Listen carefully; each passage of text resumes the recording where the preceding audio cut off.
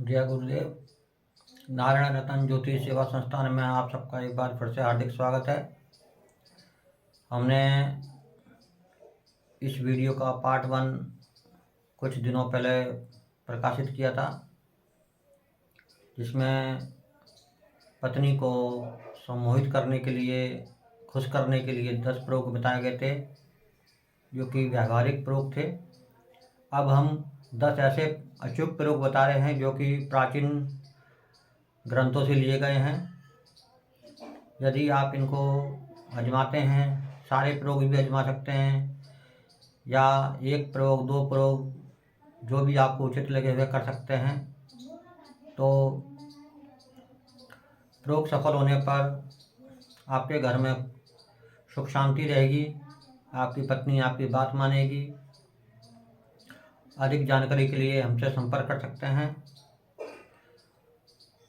आइए हम वीडियो शुरू करते हैं। वीडियो इस विषय पर है कि जो पत्नियां बहुत ज़्यादा अनमन करती हैं, घरे कलेश करती हैं, पति की बातों को नहीं मानती हैं, उनके लिए यह प्रयोग किए जाते हैं। इनको केवल इमरजेंसी में करना है, इनका दुरुपयोग नहीं करना है। और कोई प्रयोग यदि समझ में नहीं आता है तो हमसे व्हाट्सएप के माध्यम से संपर्क करके उनके बारे में अधिक जानकारी प्राप्त कर सकते हैं।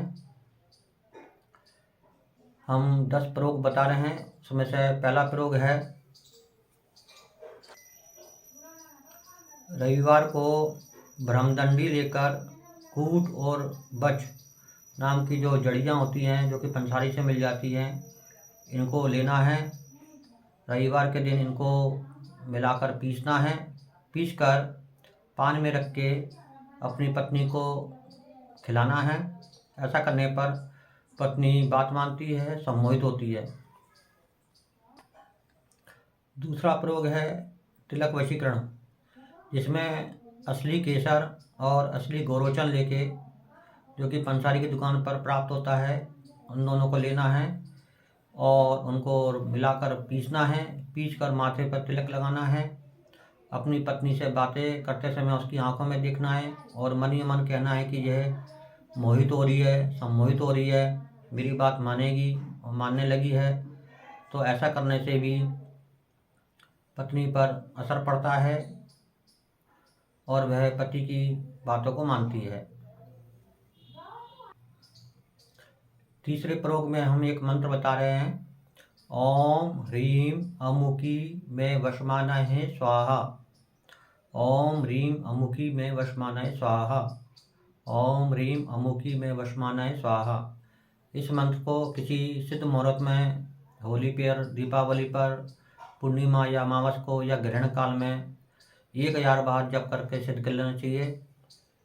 सिद्ध करने के बाद जब भी इसका प्रयोग करना हो, सिर्फ को 7 बार पढ़ के मन ही मन पत्नी की तरफ देखते हुए फूंक मारनी है। और जो अमुखी शब्द है उसमें पत्नी का नाम लेना है। जब मंत्र को सिद्ध करेंगे तब पत्नी का नाम नहीं लेंगे, तब केवल ओम ह्रीम अमुखी में वशमानः स्वाहा, इस तरह से जाप करना है। चौथे प्रयोग में हम एक वशीकरण यंत्र बता रहे हैं।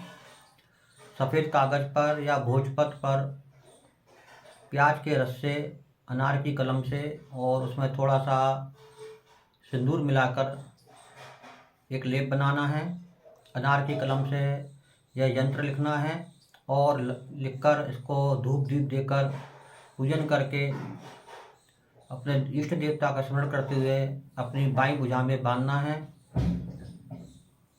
तो भी पत्नी पर सम्मोहन प्रयोग होता है। यंत्र इस प्रकार से है,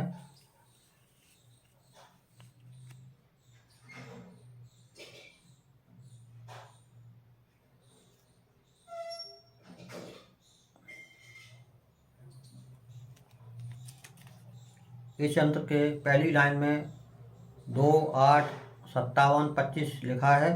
दूसरी लाइन में 7, 2, 21, 7 लिखा हुआ है। तीसरी लाइन में 24, 70, 5 और 4 लिखा हुआ है। और चौथी लाइन में 51, 19, 3 और 6 लिखा हुआ है। यदि किसी को ये यंत्र चाहिए तो हम व्हाट्सएप पर भी भेज सकते हैं उसके नंबर पर। इस तरह से यह प्रयोग पूरा होता है और यह यंत्र असर करता है। और आप चाहें तो इस पर मंत्र भी जाप कर सकते हैं। ओम क्रीम कालिकाय नमः 108 बार जाप करके फूंक भी मार सकते हैं, तो भी यह प्राणोत्तिष्ठ हो जाता है। अब हम 5वें प्रयोग की बात करते हैं।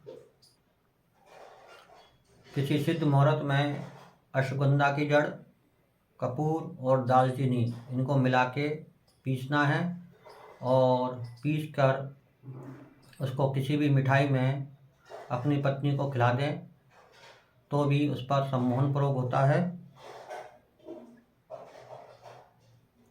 यह बहुत ही सरल प्रयोग है। अब हम 6वां प्रयोग बता रहे हैं।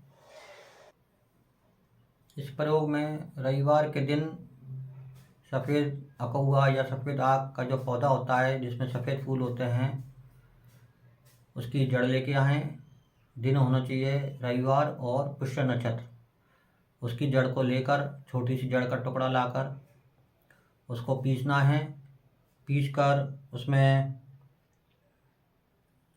गाय का घी मिलाना है और रोज़ इसको माथे पर तिलक करें।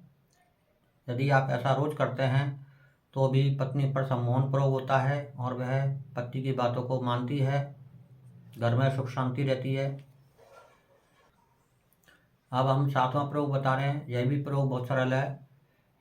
रोज़ इस मंत्र का जाप 108 बार करना है और इसे कृष्ण पक्ष में ही करना है।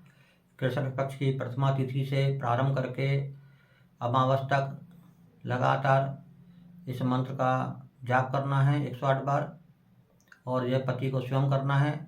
मंत्र इस प्रकार से है। ओम क्षाम क्षीम ह्रीम रोम क्रौम क्रेम फट स्वाहा। हम मंत्र को एक बार फिर से दोहरा रहे हैं। ओम क्षाम क्षीम ह्रीम रूम क्रौम क्रेम फट स्वाहा। अब हम 8वां प्रयोग बता रहे हैं। पंसारी के यहाँ से नागदोन की जड़ को लेकर उसके कुछ मनके बना लेने हैं और उनमें छेद कर लेना है। ये सिद्ध मनके होते हैं, किसी मंत्र के जाप की आवश्यकता नहीं है। इसको अपने दोनों भुजाओं में बांध सकते हैं। एक एक मनका अपने दोनों हाथ की उंगलियों में पहन सकते हैं, कानों में भी पहन सकते हैं। ऐसा करने से सम्मोहन प्रयोग होता है और घर में सुख शांति रहती है, पत्नी बात मानती है। और 9वां प्रयोग ये भी बहुत प्रयोग साधारण सा है, घर पे कर सकते हैं। एक शहद की शीशी लेके आनी है, असली शहद की छोटी शीशी, और उसमें अपनी पत्नी का एक छोटा सा फ़ोटो उसमें रख देना है। फिर एक सफ़ेद कागज़ लेना है, उसमें अपनी पत्नी का नाम लिखना है। एक गोमती चक्र लेना है, सफ़ेद कागज़ के ऊपर जिस पर पत्नी का नाम लिखा उसको रखना है। और जो शावर मंत्र है वशीकरण का, हनुमान जी का, उसको बोलना है 21 बार और उस गोमती चक्र को कागज़ समेत उसमें लपेट के शहद की शीशी में डुबो देना है और शीशी का ढक्कन लगा के एक गुप्त स्थान पर रख देना है। मंत्र हम बता देंगे यदि आप जानना चाहते हैं तो। और 10वां प्रयोग यह है कि आपकी समस्या यदि बड़ी है तो आप हमारे संस्था से, केंद्र से वशीकरण तावीज़ मंगवा सकते हैं। उसे गले में धारण करना है। यह महाविद्या का सिद्ध कवच होता है और इसके धारण करने से भी घर में सुख शांति रहती है, पत्नी बात मानती है, गृह कलेश समाप्त होता है। धन्यवाद। अधिक जानकारी के लिए हमारे नंबर 8109013860 पर संपर्क कर सकते हैं।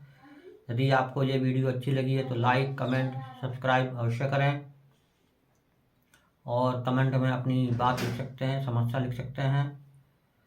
जय गुरुदेव।